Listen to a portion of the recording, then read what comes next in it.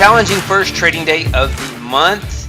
We were up on the day. The market violently reversed, and it continues to be hard to short this market. Jobs Friday is tomorrow. I'm not sure why the market rallied, but S&P 3900 seemed like a point where the liquidity wanted to come in and try to pick a bottom again. So the markets rallied. The stock indexes rallied. Let's take a look at the trades on the day. Minus 1175 on the 200K, minus 400 on the 50K.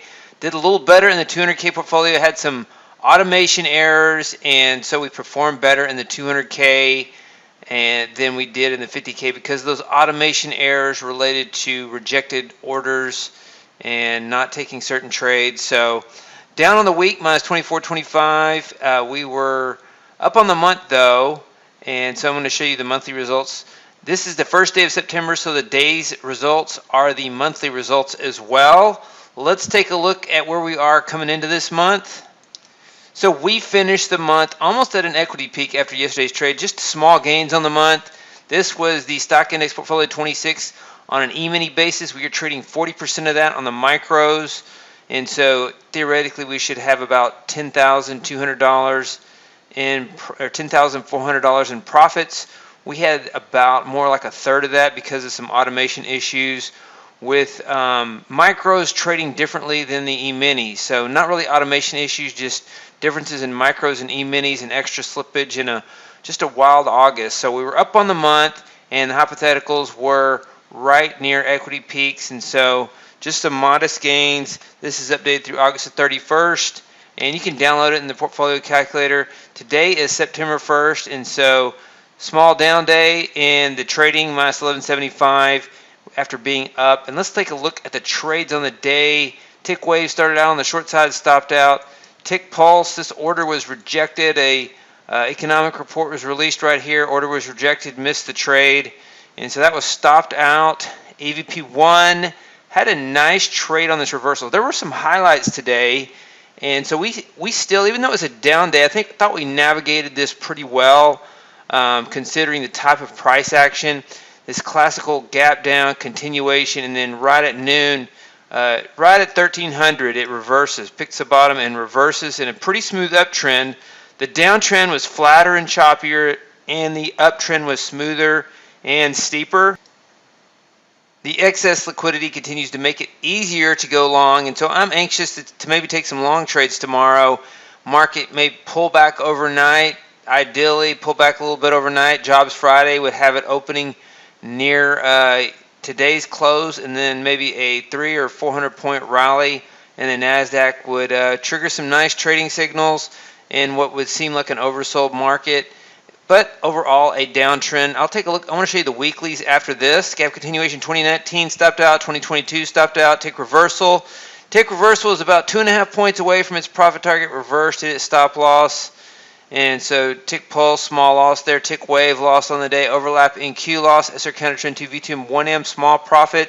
SR Counter Trend 2 V2M 1M stopped out as well on the day. This one just covered at the end of the day. Parabolic VSD stopped out on the day. VTNQ stopped out on the day. The highlights were Cobra 3 short, exited right at the lows. And then momentum reversal, we could have had more of those. It would have been nice to have more momentum reversal trades. Captured the pretty much a perfect turning point on the day. And so those are the NASDAQ trades on the day.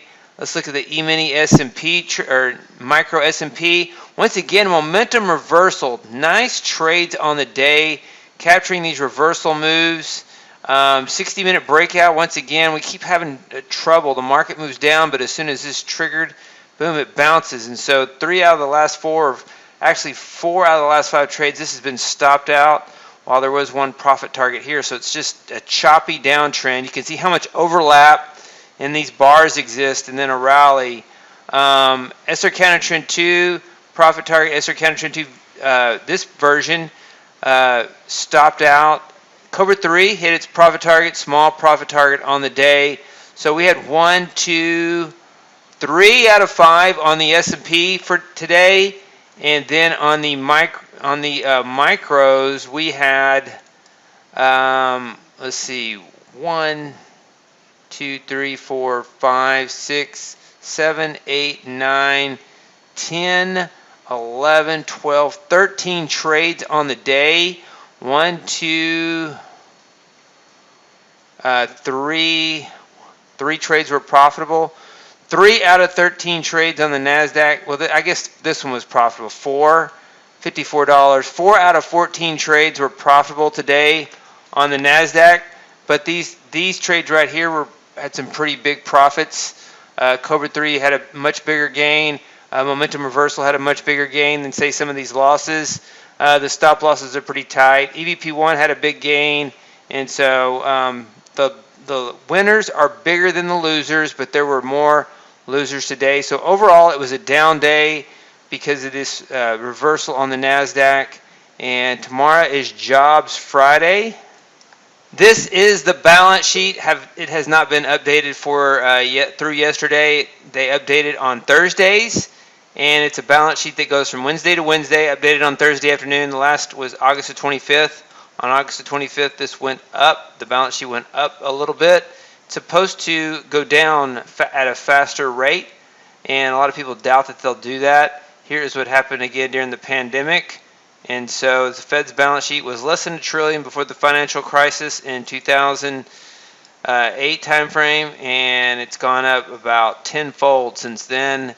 And a lot of people think that that's what has caused stocks to be extremely overvalued, price distortions in the stock market. And so it would be interesting to know what the market can do on its own with normal interest rates and a Fed balance sheet that is down here at these levels, a more normal level for the Federal Reserve. So let's look at the commodity trades on the day as well. I forgot to load these yesterday. Grains Day Trader 3 has gone through a losing streak down here. It's down here. It is copper breakout. Yesterday was up on these two, up just a little bit. It's taking another long trade right here. Copper breakout home run. Nice entry on this pullback. So I like that trade right there. And so there's just not a lot of trades. Crude oil is really tanking right now. I thought it would go back up towards 100, but it's tanking. And commodities in general have come down. It's hard to know if that's part of the ebb and flow of a volatile trend higher, or if they are going down and we're having a recession. I think the fundamental trend is very tricky right now.